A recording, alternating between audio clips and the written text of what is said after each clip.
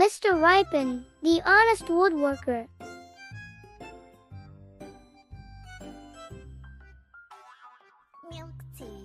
Once upon a time, in a little village by the woods, there was a friendly woodworker named Mr. Ripen.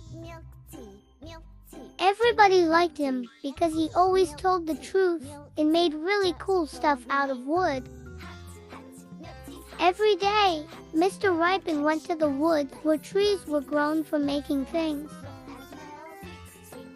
He picked the best wood and made tables, chairs, and toys with it.